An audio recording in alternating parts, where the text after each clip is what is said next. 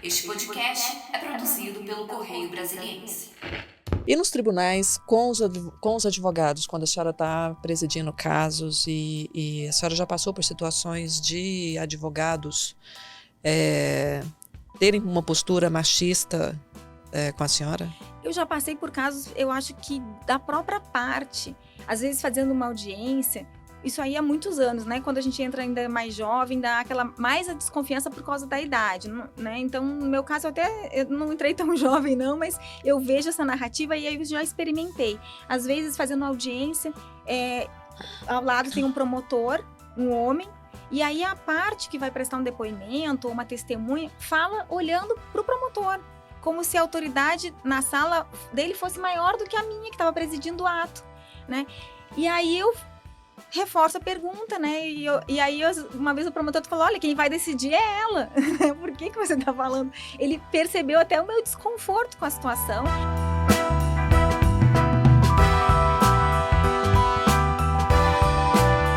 Olá, eu sou Adriana Bernardes e estamos aqui hoje reunidos para mais um podcast do Correio Brasiliense. Ao meu lado, Mariana Niederauer e conosco a juíza de direito Caroline Santos Lima. Ela é do Tribunal de Justiça do Distrito Federal, mas no momento está como instrutora do gabinete do ministro Ricardo Lewandowski. Muito obrigada, senhora, pela presença. Eu que agradeço a oportunidade de conversar com vocês. Muito obrigada. Bom, nós estávamos batendo um papo aqui antes de começar e falávamos sobre os caminhos da conciliação. A conciliação que a gente faz todos os dias, no trabalho, em casa, nas escolas, mas ela também acontece no Poder Judiciário e com questões que ultrapassam essa questão domiciliar, né, doutora? A gente estava falando de casos que estão sendo tratados na forma de conciliação em âmbito nacional, envolvendo aí os entes federativos. Como é que está essa questão hoje dentro do tribunal, doutora? Então, essa questão cresceu muito nos últimos anos, né? O CNJ fez um trabalho de divulgação e de implementação dessa política nacional e os tribunais aderiram e hoje a conciliação e a mediação, né, que são esses métodos que a gente fala autocompositivos, né, que as próprias partes resolvem seus problemas, vem crescendo e não se resume mais àquelas questões individuais, né? As questões de consumidor, né, que nós estávamos acostumados com os juizados especiais, as questões de família, as questões trabalhistas, né? A conciliação e a mediação ela vem crescendo, tomando uma proporção muito maior para que demandas complexas, envolvendo políticas públicas, envolvendo conflitos federativos, possam ser resolvidas pela via do diálogo, algo que a gente não pensava, né? Até pouco tempo. Nós do direito crescemos com aquela ideia de que o interesse público é indisponível e não pode ser objeto de negociação. Então, ninguém pode abrir mão. E com base nessa premissa, se criou uma barreira de que essas questões envolvendo direito público, envolvendo políticas públicas, não poderia ser resolvido pela via da conciliação e da mediação. E aos pouquinhos, né, os estudos foram mostrando que não é bem assim, que existe margem para negociação. Então, acho que hoje há uma abertura dentro do Poder Judiciário, em diversos tribunais, inclusive no Supremo Tribunal Federal, para que essas questões possam ser resolvidas pela via do diálogo, da negociação. Inclusive, é uma coisa de imaginário, né, da gente ver na TV o juiz batendo o martelo. Acho que tem essa coisa também, né, que fica na nossa cabeça, assim, de ficar pensando como seria na vida real, que teria alguma semelhança com isso, né? Essa ideia de transferir para um terceiro a solução do problema como se ele tivesse uma capacidade maior de resolver. Em alguns casos, é necessária aquela jurisdição tradicional, é verdade. Né? Nós temos várias matérias que exigem, né, uma decisão firme, né, de um terceiro, que é o juiz. Mas em outros casos, a mediação e a conciliação se mostra mais efetiva, no sentido de que se resolve aquela temática de forma ampla, não se fica preso àquilo que foi pedido e o conflito não volta para o Poder Judiciário, que é algo bastante interessante. Torna a justiça mais eficaz e mais célere. Mais célere, mais efetiva e é a solução duradoura. Porque não adianta resolver um problema hoje, dar uma sentença, resolvi, tirei o processo da minha frente, né? Cumpri lá a minha estatística. Daqui a 2 meses, aquela determinação não foi cumprida e o processo volta para o Poder Judiciário. E aí aquela celeuma que não acaba nunca, que nós sabemos que vários processos aí já tramitam há anos e anos, porque a decisão não pode ser cumprida, ou porque não tinha como ser cumprida, ou porque há uma série de dificuldades que impedem o cumprimento. Por outro lado, quando as pessoas envolvidas ou os entes envolvidos, eles colocam na mesa aquilo que é factível, aquilo que é possível, qual é o prazo, a possibilidade de que essa solução deixe todo mundo mais contente, podemos dizer assim, mais satisfeito com a resposta, é muito maior. E aí esse processo não volta para o Poder Judiciário, né? E a senhora estava dizendo que esse processo de conciliação, ele está ganhando tanta força dentro do Judiciário que a ministra Rosa Weber criou um núcleo de conciliação. Como é que é esse núcleo? E se a senhora puder citar casos para a gente em âmbito nacional, casos que já estão sendo tratados dentro dessa perspectiva? No gabinete do ministro Lewandowski já havia essa cultura, né? Alguns casos já eram resolvidos pela via da conciliação. Ao caso aquele dos planos econômicos envolvendo bancos, que foi resolvido.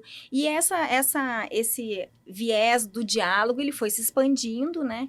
O Supremo conta hoje com um núcleo de mediação e conta agora, a partir da gestão da ministra Rosa, com um centro de tratamento de demandas complexas, para abarcar não só a conciliação, a mediação, a negociação, outras formas de solução que não são aquelas tradicionais que nós estamos acostumados. Algumas demandas muito complexas precisam de uma abertura maior, de uma conversa, de entender de forma mais aprofundada o que está por trás daquele conflito.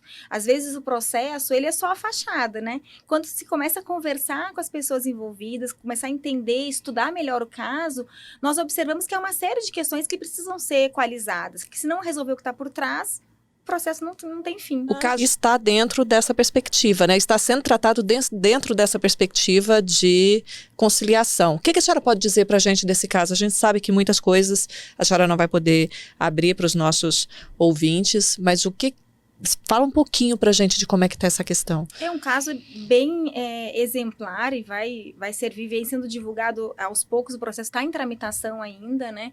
Então, o ministro viu a possibilidade de encaminhar esse caso para conciliação e para mediação, as partes concordaram com isso, é importante que a conciliação e a mediação ela é voluntária, então precisa haver uma adesão de quem está envolvido no conflito para participar desse modelo de solução, né? Então, ao longo do tempo, as partes vêm conversando, vêm trabalhando possibilidades, soluções, vêm evoluindo e está sendo bem encaminhado, tudo indica que teremos um desfecho favorável, mas o exemplo que fica é de um conflito federativo envolvendo a União e um dos entes da federação, uma natureza macro, porque envolve questões ambientais, questões financeiras, questões políticas, e que vem sendo resolvido de forma republicana pelas próprias partes que estão estabelecendo, né, todas as diretrizes, as obrigações futuras, e que vai trazer uma repercussão bastante positiva, não só para o Poder Judiciário.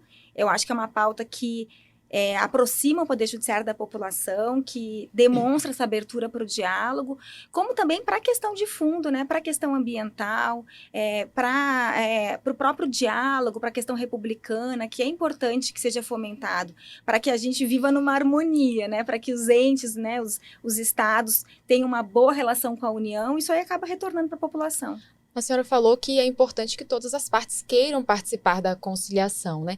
Quem decide se um caso vale para conciliação ou não? É o juiz que vai indicar aquele caminho ou alguma das partes pode também fazer esse pedido à justiça? Hoje em dia, qualquer pessoa na petição já pode demonstrar que tem um interesse para encaminhar esse caso para conciliação ou para mediação. Isso aí o próprio Código de Processo Civil já estabelece lá essa possibilidade. Mas eu acredito muito na sensibilidade do magistrado que analisa aquele conflito.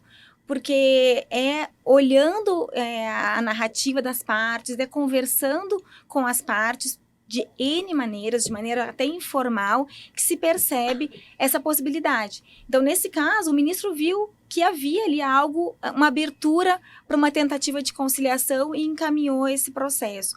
Às vezes, as próprias partes já podem dizer, na petição, na contestação, na maneira, ou telefonando para...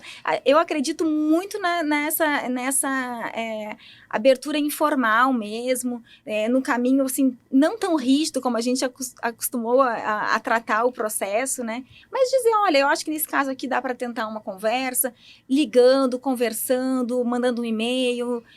N maneiras de se encaminhar, de dar uma sinalização para que haja essa preparação, né? O Poder Judiciário tem algumas áreas específicas para trabalhar isso aí, e tem as varas, né, tradicionais em que a gente tramita os processos, né? Para que haja essa conversa, é importante que as partes sinalizem, mas é importante também que o juiz veja um caso e diga, não, esse caso aqui eu acho que dá para encaminhar, acho que tem uma possibilidade, uma chance de resolver na base da conversa. E eu acho que é importante essa sinalização, tanto do CNJ, quanto, por exemplo, da ministra Rosa, para que se veja que não são casos que a gente geralmente liga muito, que a gente estava falando, a casos domésticos, de guarda de filhos, mas que podem ser, né, a conciliação pode ser aplicada também em casos envolvendo até o governo federal, né, entes federativos.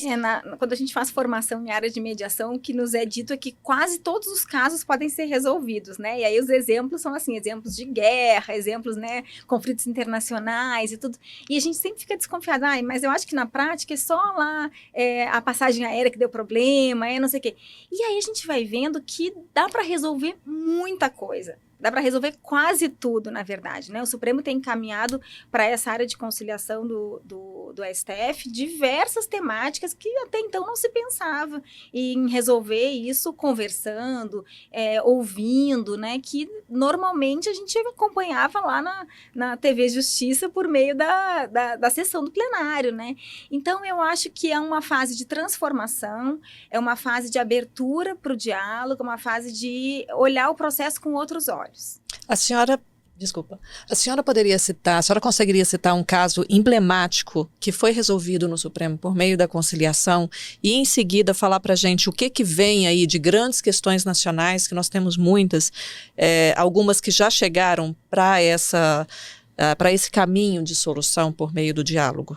Sem dúvida, eu acho que o caso dos planos econômicos, que assoberbou o Poder Judiciário com centenas, milhares de ações, né, ao longo dos anos, a conciliação, além dela ter essa questão de resolver o problema para as partes de maneira mais efetiva, ela também serve como uma barreira para que outros processos daquela natureza venham para o Poder Judiciário. Ela tem a capacidade de diminuir o acervo, de diminuir o trabalho que nós vamos ter no futuro.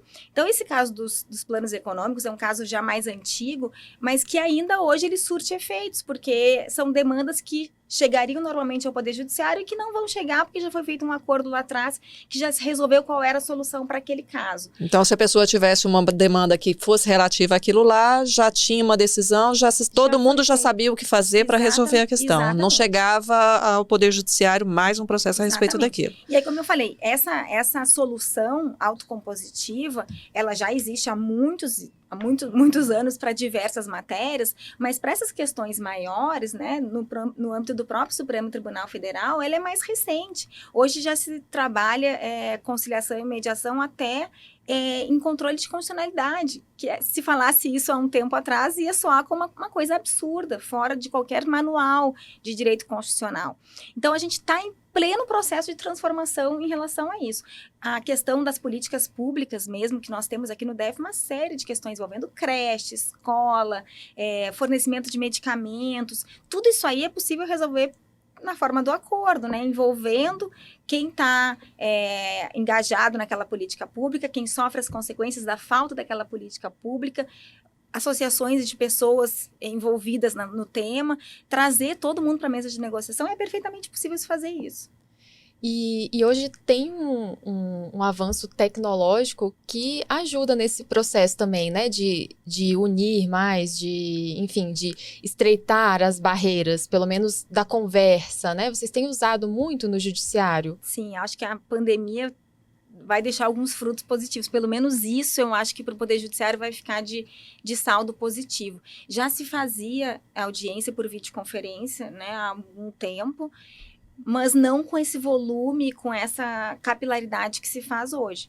Fomos obrigados a nos adaptar com uma certa velocidade, o Judiciário fez isso muito bem, de migrar para o meio digital, tão logo a pandemia nos tirou dos fóruns. Só que o fruto disso aí vai ser permanente, a aproximação das pessoas que antes era dificultosa, custosa, para participar de uma audiência, partes em lugares diferentes, em países diferentes. Hoje, em questão de segundos, as pessoas conseguem conversar, falar olhando no olho, abrir o coração, se for o caso, uma questão que exige um um diálogo mais próximo. E mesmo quando a gente fala de conflitos federativos, em que a gente tem entes, tem técnicos que estão em lugares diferentes, imagine que uma temática complexa, ela envolve não só os advogados, mas envolve o engenheiro, né, o técnico da área, o médico que tem que ser ouvido, pessoas de diferentes áreas que precisam, às vezes, deixar o seu trabalho naquele dia para participar de uma audiência. Se essa audiência pode ser realizada por meio virtual, num formato híbrido, quanto melhor, todo mundo pode participar, todo mundo pode ser ouvido.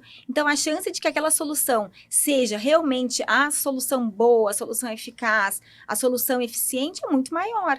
Então, além da redução de custos, que é evidente, há também essa abertura de poder escutar todo mundo, de poder ouvir todo mundo pode contribuir, todo mundo se sente, de certa forma, partícipe daquela solução. Todo mundo colocou um tijolinho lá e ajudou a construir. Então, o resultado é muito melhor. Eu acho que a tecnologia veio para essa área de forma irrevogável, a gente não tem como pensar mais em se fazer isso sem o uso da tecnologia, e alavancou de maneira, acho que talvez impensável. Se a gente pensasse nisso aí há 10 anos, era algo, né, do tempo dos desenhos animados, né? Entendi. Sobre, a senhora estava dizendo um pouquinho antes que quando se vai participar de um curso de conciliação e que se fala que quase tudo pode ser resolvido numa mesa de conciliação, há uma certa paira uma certa dúvida, mas será que é mesmo? Nessa experiência que a senhora tem como conciliadora, qual foi o caso que a senhora mais se orgulha de ter conseguido trazer uma solução e um que tenha sido uma frustração? Teve um caso, e foi bem interessante, que foi um dos primeiros casos que a gente fez uso da tecnologia, da videoconferência. Não era um caso de família, mas era um caso que envolvia afetos, né? Era um caso de indenizações decorrentes de abandono afetivo, né? De pais que se separaram e ficaram longe dos filhos. Isso aí acabou indo para uma vara civil. E esse caso foi parar no Centro de Conciliação do Tribunal de Justiça. E a dificuldade era muito grande porque eles moravam em países diferentes. Então, eles não tinham diálogo nenhum. E a audiência daquela maneira foi muito interessante porque chegou no centro, quando se viu que a pessoa morava em outro país, automaticamente já devolveram para a vara. Eu falei, não, mas espera aí. Eu sempre fui muito fã da tecnologia, muito adepta de usar isso. Desde muito antes eu já fazia atendimento de advogado por videoconferência e audiência. Sempre onde eu passava, eu montava uma salinha de videoconferência e uma brinquedoteca. Onde eu passava no tribunal, eu fazia isso. E eu falei, não, vamos tentar fazer por videoconferência. A gente foi atrás de montar televisão no gabinete de desembargador e criar puxa-cabo, movendo todo mundo meio incrédulo, né? Que trabalheira maluca é essa? Pra quê, né? E aí foi feita a mediação, foi conduzida por um mediador da nossa equipe, e foi um sucesso. Eles começaram a conversar, e foi choro, e foram várias sessões. A gente tem que ter paciência, porque a mediação não se resolve problemas de uma vida em 15 minutos, né? Às vezes marca uma abertura para conversa, uma pré-mediação, depois continua num outro momento. E eles reestabeleceram vínculos que eles nem sabiam que existiam ainda, marcando encontros no meio do caminho, marcaram um cruzeiro, enfim, era uma família que tinha condições, um colocou o outro como dependente do plano de saúde, era o sonho da pessoa ter o filho como dependente. Então, assim, foi uma questão que ficou marcada, e a partir dali eu pensei assim, nada é impossível. Não existe distância, não existe problema insolúvel. Aquele processo, aquela mediação, ela resolveu uma série de outros processos que nem estavam naquele momento, mas que eram questões que tinham sido objeto de conflito naquela família, né? Tinha questão civil, tinha questão de família, tinha questão de cobranças, enfim, resolveu uma série de questões por uma E tinha uma conversa. equipe multidisciplinar para atender esse caso? Nesse caso, tinha um mediador bastante experiente. Quando são casos muito complexos, nós fazemos a comediação. São 2 mediadores que se ajudam, né, que trabalham, né, dividem as tarefas ali da maneira que eles acharem mais conveniente para atender aquelas pessoas. Mas foram eles que resolveram o problema. O mediador, ele foi o facilitador, ele fez aquela ponte. E eles é que trataram de atravessar a ponte, de se reencontrar, né, no sentido realmente literal, né? Vieram depois do processo e fizeram questão de reestabelecer os laços. Então, foi um caso que me marcou, isso foi há muitos anos, né? Não se falava ainda em fazer audiência por videoconferência. Era um caso civil que teve repercussão na família também, e eu sempre gostei muito de direito público, né? Então, acho que partir para o direito público, para essa questão que era tida como intransponível, foi um desafio maior. As questões ambientais aqui no DF sempre me traziam uma certa inquietação. E na vara do meio ambiente se fez muito acordo positivo, né? Essa parte de regularização fundiária, as questões ambientais daqui. Então, assim, tem uma série de questões, mas, assim, esse caso, por fazer uso de tecnologia, por envolver uma questão tão pouco discutida, que é essa questão, né, de cobrar pelo afeto, né? Que até hoje não se tem ainda uma solução muito tranquila, existem diversas opiniões, me marcou profundamente. Apesar de eu ter migrado depois para outra área totalmente diferente, né? A senhora falou sobre direito público e citou algumas questões no Distrito Federal. A senhora chegou a atuar na questão da regularização da ocupação da orla do Lago Paranoá? Essa questão foi interessante também, porque era um processo que aconteceu, tramitou antes de eu chegar na vara, mas a sentença que resolvia o problema, dizia que tinha que ser desocupada determinada área do Lago Paranoá, não era cumprida pelas partes, ela não era, simplesmente ela se aplicava multa e não era cumprida, enfim, aí esse caso foi encaminhado para a época, né, para o centro de mediação que o tribunal tinha naquele momento, se deslocou da vara e foi para lá, e lá eles fizeram um acordo, né, que acho que vem sendo cumprido ainda. Ele estabeleceu uma desocupação de forma parcelada, foi um acordo parcial. E também aí nesse momento despertou essa outra curiosidade. Bom, se esse caso, né, que envolve direito público, interesse público, questões ambientais, pode ser resolvido pela via da conciliação, se há essa possibilidade envolvendo o Ministério Público, há outros casos também, né? Então, eu acho que foi também um caso emblemático aqui pro DF, né? Cada vez que eu passo na beira do lago, eu vejo aquela pessoal caminhando ali, usufruindo, né? Tem várias regiões que estão desocupadas já aqui no DF. Eu penso, né? Eu lembro desse processo, eu lembro que foi a conversa, foi o diálogo que abriu essa possibilidade para que as pessoas possam se apropriar de uma área que é delas, né? Que é uma área pública que tem que ser preservada. Sim, muito legal. E a senhora está agora no fim dessa caminhada ali no gabinete do ministro Lewandowski, né? Porque ele vai se aposentar. Exatamente. E aí vai ter a volta para o Tribunal de Justiça do DF. Como que estão aí as preparações para esse próximo passo na sua carreira? Eu acho que eu volto com a bagagem cheia, né? Com a mala carregada de experiências, de aprendizado. Uma experiência única. Acho que o Supremo Tribunal Federal tem uma missão importantíssima, né? Que é defender a nossa Constituição, que é garantir a efetividade dos direitos que estão lá. E eu acho que para um juiz, né, de primeira instância, que está ali na lida diária do conflito das pessoas, ter essa oportunidade de enxergar o fim, né? Porque o Supremo é o topo da nossa pirâmide, né? Da nossa estrutura do Poder Judiciário. Então, sair da base, enxergar o conflito de um outro ponto, com outro olhar, é extremamente enriquecedor, né? Conviver com equipes altamente qualificadas, né? Entender como é que se formam as decisões, qual é o processo decisório, né? Tudo que está envolvido, e voltar, eu acho que é uma experiência que vai retornar para o jurisdicionado. Acho que eu volto mais capacitada, né? Mais ciente da missão que eu acho que todo juiz tem, né? De resolver conflito. E como, enfim, a senhora mulher na justiça, né? Como é essa participação das mulheres no judiciário? É importante que tenha mais incentivos. A gente estava conversando, né, antes, que foi justamente durante a gestão da ministra Rosa Weber, uma mulher na presidência do STF, que se criou o núcleo para começar a usar mais a conciliação nos casos, né? Como que a senhora vê hoje esse quadro, né, da participação das mulheres no judiciário? A gente, quando pensa no Poder Judiciário, normalmente pensa num ambiente, né, formado por homens brancos, né, com as suas togas lá, e eu acho que não representa um espelho da nossa sociedade. Se nós pensarmos na nossa sociedade, não é assim, né? Nós temos mais mulheres do que homens, nós temos talvez até mais negros e pardos do que brancos, e a gente olha para o Poder Judiciário e não enxerga isso, né? E eu acho que a sociedade precisa estar representada lá, o jurisdicionado precisa se enxergar lá, até para que as decisões tenham essa legitimidade maior, tenham se tem essa sensação de que quem está lá efetivamente entendeu aquele conflito, né? Entendeu aquela dor, entendeu aquilo que aquelas pessoas estão sentindo, estão narrando quando apresentam ao Poder Judiciário os seus problemas, os seus conflitos.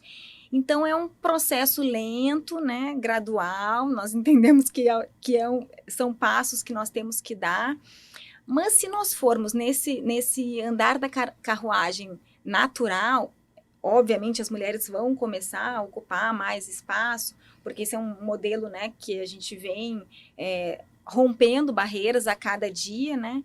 Vai chegar o dia que não vai ser mais notícia, né? Mulher ocupa a presidência do banco tal, mulher, porque ninguém fala um homem fez isso, um homem fez aquilo. Então, se a gente for nesse ritmo gradual, talvez daqui a 1 século, 2 séculos, a gente tenha paridade, né? Talvez as minhas filhas não vão ver essa paridade. Então, se precisa falar sobre políticas que acelerem essa mudança, né? Que mudem esse retrato do Poder Judiciário. Como já acontece em outros países. A gente tem países que estão mais evoluídos, né? A gente tem países nórdicos lá em que a gente tem uma paridade no legislativo, no judiciário. A gente entra lá e vê que tem tantas mulheres quanto os homens, tal como a sociedade como um espelho, como um reflexo.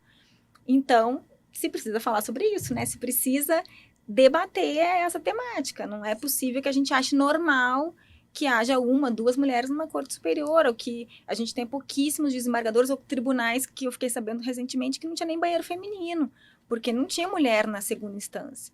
Então, isso não pode ser normal, a gente não pode achar que está tudo certo, né? E a senhora, esse olhar diverso, né, da diversidade dentro dos tribunais é extremamente importante, e eu não tenho nenhuma dúvida a respeito disso. Até pela fala... um pouquinho antes aqui a gente estava conversando e a senhora falou, porque estava organizando a sala, eu sempre dou um jeitinho e coloco uma brinquedoteca, né? Esse olhar que é um olhar multidisciplinar, né, do processo, assim. Há relatos, por exemplo, de mães que chegam numa delegacia para fazer uma denúncia de violência doméstica ou que chega num tribunal e está com o filho ali, ela não tem com quem deixar o filho, né? E ela precisa ser ouvida, e ela precisa ser acolhida e ouvida ali, presente, né, e não preocupada onde é que está a criança ou a criança pulando aqui no colo, né, então esse olhar é um olhar que ele faz toda a diferença também no curso do processo, na oitiva, no acolhimento. O mundo precisa se adaptar para acolher as mulheres em todos os espaços, né, nos espaços públicos, nos espaços de poder, para que a gente consiga correr atrás desse prejuízo. Eu já fiz audiência em que a mãe estava com a criança no colo, tentando acalmar, e a criança chorando, e aí eu não conseguia escutar direito o que ela falava. E aí eu falei, você não quer colocar ela no peito? Porque a gente sabe que criança pequena calma, e ela estava, eu posso, como se aquilo ali fosse assim, esse espaço não foi feito para uma mulher com seu filho. Claro que foi feito para todo mundo, é um espaço público. Se a gente pensar, nós que custeamos tudo isso, né? Cada um, né? Eu, você, com o nosso trabalho, quando pagamos os nossos tributos, por que esse espaço não é feito para a gente? Por que esse espaço não é adaptado para a gente? Tem que ser. É assim, né? Nos lugares evoluídos, por que a gente não vai começar a fazer a diferença no nosso ambiente, para que aquilo ali se torne uma coisa menos inóspita e seja algo mais acolhedor, em que a gente se sinta parte daquilo ali, né? Eu não estou no meu lugar estranho, eu estou no meu espaço, né? Que eu conquistei, que eu mereço, que cada um que está lá conquistou, que merece, que a pessoa que vai buscar um provimento, uma solução, tem que ser tratada de maneira adequada, tem que receber um serviço adequado e propício para isso. Se nós não pensarmos em medidas que tragam mais mulheres para esses espaços, de todas as maneiras possíveis, nada vai mudar, as coisas vão ficar, porque é confortável que fique assim, né? É confortável que não requer muito esforço. Então, a gente tem que pedalar um pouquinho mais para que as coisas mudem. E precisa muito vida das mulheres também, né? Eu tô tentando lembrar, a gente noticiou, acho que no ano passado, um caso assim, acho que um pai levou um filho para uma audiência, e aí tudo virou uma coisa em torno dele, assim, de deixá-lo mais confortável. Nossa, mas ele tá com o filho na audiência, ele é um herói, né? Exatamente, ele é um herói. Isso acontece no supermercado, né? O homem vai para o supermercado com a criança, nossa, ele é o cara perfeito, não, é a frase né? que ela não basta ser pai, né? Tem que participar, não é aquilo que a gente viu propaganda na televisão dizendo isso. Olha, brincar com o filho é algo extraordinário, né? É o que a gente faz todos os dias. Eu acho até que a gente vem evoluindo bastante na divisão operacional das tarefas, né? Acho que todo mundo consegue observar que a gente divide, né, a realização de uma maneira mais igual do que era 20, 30 anos. Mas a gente tem que falar sobre a carga mental, porque quem pensa até na divisão, na forma como... é a mulher. Né? A mulher que pensou, tem que levar tal coisa, pagou tal conta, tem que levar no pediatra. Na maioria das casas brasileiras, ainda a carga mental recai mais sobre a mulher. E é um cansaço que acomete todo mundo, não escolhe, né? Qualquer mulher que tem dupla, tripla jornada sabe do que eu tô falando, esse peso que a gente tem de pensar as soluções, de pensar a rotina, de pensar no que tem que ser feito, e aí o outro vai lá, não, eu vou executar. Só que a execução não é talvez o mais cansativo, o mais oneroso, e o pensar a rotina, essa carga mental, ela é absolutamente invisível. Ninguém vê que isso é feito, ninguém pensa que isso pesa sobre a mulher o tempo todo. A senhora atuou em um processo em que se cobrava valores diferenciados nas baladas para as mulheres, né? Para as mulheres, elas pagavam mais barato do que os homens.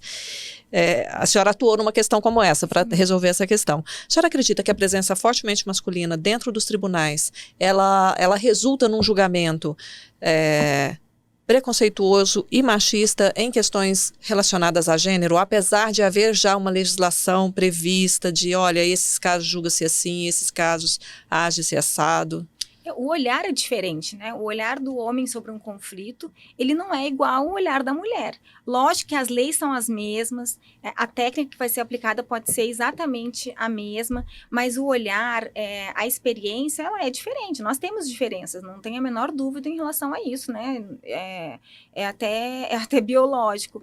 Então, eu acho que uma presença mais forte das mulheres dentro do Poder Judiciário, ela consegue equalizar essa resposta que o Poder Judiciário entrega para a sociedade. Cada um vai trazer, né, as suas pré-compreensões, né, a forma de agir que aprendeu. A legislação ela é a mesma e ela tem que ser aplicada, né, tanto seja por um juiz ou por uma juíza, de maneira igual. Mas a formação desse convencimento, ele passa sempre pelas nossas pré-compreensões. E eu acredito que um Poder Judiciário ocupado por mais mulheres, que seja mais representativo da sociedade, ele vai trazer um senso de justiça maior, especialmente nessas questões de gênero, nessas questões que envolvam o papel da mulher na sociedade, a maneira como ela é tratada. Esse caso é um caso emblemático que voltou agora à discussão, novamente eu estava lendo, por conta de um caso de um jogador de futebol, enfim, aí tratou essa questão, né, da mulher que é tratada, né, como um atrativo para um estabelecimento comercial, né, a entrada da mulher é facilitada para que aquele ambiente seja mais interessante, para que atraia mais consumidores e por aí vai. Essa questão é uma questão que tem que ser analisada com cautela, né? Porque tem a questão da dignidade, tem a questão dos direitos fundamentais que estão envolvidos aí, e tem principalmente achar que achar que isso é normal, que isso está tudo certo, que é isso mesmo, e né? que a mulher é um produto a ser exposto e a ser atraído com a finalidade de lucro, né? Que vai ser usado como um insumo a mais, né? Olha, veja bem, nessa minha balada aqui tem várias mulheres, e eu cheguei a receber uma vez uns panfletos que diziam o seguinte, que mulher pagava menos, mas se tomasse 2 shots de tequila entrava de graça. Ou seja, incentivando a mulher a se tornar mais vulnerável até sofrer uma violência. Então, assim, esse cuidado nós precisamos ter, né? Não só no momento de julgar, mas no momento, todos nós, de forma crítica, analisamos uma situação e achamos, não, isso não pode estar certo. Isso não pode ser algo que a gente aplauda. Isso não está abarcado pela livre iniciativa. Isso ultrapassou, né? Não existe um direito absoluto. Todos os direitos, eles têm que dialogar. Então, no momento em que uma determinada atitude, ela ofende algum direito fundamental, essa atitude tem que ser analisada, né? E pode ser levada até o Poder Judiciário para que aí sim seja feita uma análise mais criteriosa, né? Uma comparação com o que está na nossa Constituição e veja se aquilo ali realmente tem um fundamento legal ou se já ultrapassou todos os limites. E, doutora, para além da questão do julgamento, né, do trabalho do juiz, com relação à carreira, como que a senhora vê hoje? As juízas mulheres são respeitadas dentro do judiciário? Tem aquela visão de meritocracia, se ela passou é porque ela realmente é capaz? Ou ainda se vê preconceito, até nesse meio, assim, né, de desvalorizar o trabalho da mulher? Eu vejo assim que o acesso, ele obedece às normas que estão lá na nossa Constituição, e nós temos resoluções também que tratam da forma de acesso ao Poder Judiciário. Agora, o que nós falamos muito, assim, e aí entre as mulheres, é claro, do Poder Judiciário, a mulher, ela sempre tem que pedalar mais, ela tem que se esforçar mais, ela vai conseguir o reconhecimento, mas ela tem que correr muito atrás daquele espaço, né, para conquistar e ter, talvez, o reconhecimento que um homem fazendo menos conseguiria de forma tranquila. Muito mais rápido, né? Muito mais rápido. E aí, eu acho que a questão dos papéis que a mulher desempenha na sociedade pesa bastante, né? Qualquer convite que é feito para uma mulher ocupar um determinado espaço, a gente sabe que sempre leva em conta, mas será que ela tem filho pequeno? Será que ela vai conseguir estar disponível? Será que ela vai conseguir conciliar tudo isso com a vida? E às vezes até com um olhar assim, será que eu não vou criar um problema para essa mulher? Será que eu não vou... E não é por aí, né? Tomando a decisão por ela, que é o que a gente estava falando. Às vezes as pessoas têm condições de tomar as próprias decisões, né? Sem dúvida. E se nós pensarmos, eu acho que o serviço público, ele ainda está um pouco à frente nessa questão de igualdade. Mas na iniciativa privada é uma coisa mais evidente ainda, né? Quando um homem é promovido, a primeira coisa que ele faz é sair para comemorar a promoção, né? Quando uma mulher é promovida, ela pensa, meu Deus, será que eu vou dar conta? Porque a gente foi formado dessa maneira, né? A mulher sempre desconfiando da própria capacidade, né? Sempre tendo que se colocar à prova, sempre tendo que se colocar numa vitrine para dizer, não, olha, vejam como eu sou competente, vejam como eu dou conta do recado, como eu faço direito. É algo que não é natural quando a gente olha um trabalho feito por um homem, né? Parece que o trânsito é mais fácil. E eu acho que o serviço público, ele dá essa possibilidade, né, de ingresso mais igual, por força das provas e tudo, mas até chegar no ingresso, quanto essa mulher teve que correr atrás para equilibrar, né? Tem colega que fez prova amamentando, né? Que teve que se dividir em 1000 papéis para conseguir estar lá. Então, assim, é uma dificuldade que às vezes ela passa invisibilizada. E a gente tem que pensar nisso, né? Tem que falar sobre isso, e às vezes nem se conta isso para não achar que vão ficar com pena de mim se eu falar isso, ou então o tal vai ser um ponto de fraqueza, vão ver como uma fraqueza minha, né? É o tal do machismo estrutural, né? Isso aí tá na nossa sociedade, não tem jeito. E nos tribunais, com os advogados, quando a senhora está presidindo casos e a senhora já passou por situações de advogados terem uma postura machista com a senhora? Eu já passei por casos, eu acho que da própria parte, às vezes fazendo uma audiência, isso aí há muitos anos, né? Quando a gente entra ainda mais jovem, dá mais a desconfiança por causa da idade, né? Então, no meu caso, eu não entrei tão jovem não, mas eu vejo essa narrativa e aí eu já experimentei. Às vezes, fazendo audiência, ao lado tem um promotor, um homem, e aí a parte que vai prestar um depoimento ou uma testemunha fala olhando para o promotor, como se a autoridade na sala dele fosse maior do que a minha, que estava presidindo o ato, né? E aí eu reforço a pergunta, né? E aí uma vez o promotor falou, olha, quem vai decidir é ela. Por que você está falando? Ele percebeu até o meu desconforto com a situação. E aí, lógico, isso aí não era a postura dele ou a minha. Isso é um reflexo da nossa sociedade. De achar que numa sala em que tem um homem e uma mulher, a autoridade ela vai ser desempenhada pelo homem. Então, é um reflexo daquilo que a gente vem vivenciando. Está mudando? Está, mas está mudando devagar. A gente tem que trabalhar, tem que correr atrás, tem que falar sobre isso, tem que demonstrar que essas coisas acontecem. Isso aí acontece nos dias de hoje. Isso aí não foi há 20 anos, isso aí foi há 7, 8 anos. Talvez esteja acontecendo hoje com outros colegas também. Uhum. E a senhora falou que não começou, né, como juíza. Como foi o início da sua carreira? Eu comecei como advogada, eu brinco que eu frequentei todos os espaços da vara, o balcão, né, como advogada, chegando para buscar algum provimento para algum processo, e aí eu acho que eu tenho um bom relacionamento, porque eu já estive do outro lado, fui servidora da justiça também, e aí depois eu acabei fazendo concurso para magistratura. Eu nem acho assim, quando eu falo assim, olha, não foi, eu diferentemente de muitas pessoas que falam, eu sempre sonhei, né? Eu não sempre sonhei, né? Foi algo que foi crescendo como uma inquietação, né? De pensar, eu acho que eu posso ocupar um espaço em que eu posso fazer algo maior, em que eu posso fazer algo mais duradouro, mais efetivo. Tanto que eu passei bem mais tarde, né? Fui me preparar para concurso bem mais tarde.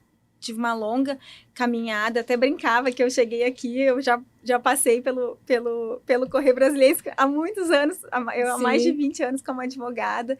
Então, foi uma alegria em dose dupla estar aqui hoje, por estar revisitando esse espaço num outro momento. Aí já fica o convite para as próximas vezes, né? Porque assunto não falta. Assunto nunca falta. Doutora, eu queria que a senhora falasse um pouquinho agora, eu acho que o nosso tempo está quase chegando ao fim. O que a gente pode esperar aí no âmbito nacional de processos, de questões relevantes nacionais que vão caminhar por esse caminho da mediação?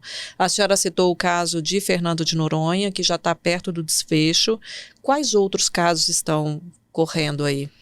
Existem casos em matéria tributária que estão tramitando no Supremo, né? Mas existem casos aqui no âmbito do TJ também, questões ambientais, questões envolvendo políticas públicas, né? Como a questão da creche, a questão da escola, a questão do medicamento. Existem várias temáticas aí que podem ser trabalhadas pela via da conciliação e mediação. Eu acho que o momento é um momento de abertura para o diálogo. Como eu falei, a gente está numa sociedade bastante polarizada, mas que isso não pode, de forma nenhuma, atrapalhar as conversas entre os atores que atuam no meio público, né? Entre as pessoas que prestam serviço público, entre as entidades, entre os entes da federação. É possível e é necessário que haja um diálogo para que se resolvam os problemas que recaem sobre a sociedade, que já é tão sofrida, já passa por tantas dificuldades, né? Por tantas mazelas de falta do Estado. Se nós pudermos resolver alguns problemas pela via da conciliação e da mediação, isso vai acelerar a entrega dessas prestações para essas pessoas. Nós temos ações civis públicas que tramitam há anos aqui no Tribunal de Justiça, que não se chega num acordo. Entra governo, sai governo, aí a culpa é sempre do outro, aí vai ficando, aí tem a questão de orçamento, aí tem a questão que o judiciário não pode enveredar por esse caminho, aquelas discussões que não acabam nunca, e quem sofre as consequências é a sociedade, né, que enfrenta, né, uma vida difícil, né, faltando absolutamente muitas das prestações que a Constituição assegura. Então, eu acho que a via da conciliação e da mediação, ou mesmo da negociação, mesmo que seja fora do processo judicial, mesmo que seja, né, no ambiente extrajudicial, antes de se entrar para o Poder Judiciário. Por que não as pessoas envolvidas, né, os entes da federação, o próprio Estado, por meio das suas secretarias, dos seus governos, sentar para negociar e construir soluções conjuntas, duradouras, que atendam a população de maneira mais efetiva. Eu não vejo só o Poder Judiciário como um caminho para isso. Lógico que o Judiciário é um ambiente seguro, em que as pessoas se sentem à vontade para fazer o acordo, porque sabem que vai ser analisado e que vai ter uma força mais efetiva para o seu cumprimento. Mas essa ideia de se resolver as coisas conversando pela via do diálogo, da negociação, ela não se restringe ao Poder Judiciário, ela pode ser feita, né, no nosso condomínio, na escola dos nossos filhos, na nossa rua, nos palácios de governo, em qualquer espaço público ou privado em que haja algum conflito. É um incentivo a uma mudança cultural mesmo, né? Construir, se responsabilizar pelas soluções também, né? E aprender a conversar. Eu acho que é um aprendizado que nós temos que fomentar, talvez, aí nas gerações que estão crescendo, para que antes de buscar a ajuda de um terceiro, a gente tente conversar. Vamos tentar resolver aqui o que está acontecendo, qual é o problema, de que forma a gente pode achar aí o caminho do meio que seja bom para todo mundo. É por aí. E o primeiro passo para se ter sucesso numa mediação, qual é? É a vontade. É a vontade, a voluntariedade é o principal. E talvez um exercício de empatia, se colocar no lugar do outro, em qualquer situação, é o fundamental para começar a construir a ponte. Muito obrigada. Doutora Caroline Santos Lima esteve aqui hoje com a gente no podcast do Correio. Agradeço muito a presença, doutora. Foi um prazer recebê-la aqui. Foi um bate-papo muito animado, gostei muito. Obrigada, Adriana. E o Obrigada. podcast do Correio fica por aqui. Até a próxima. Tchau, tchau.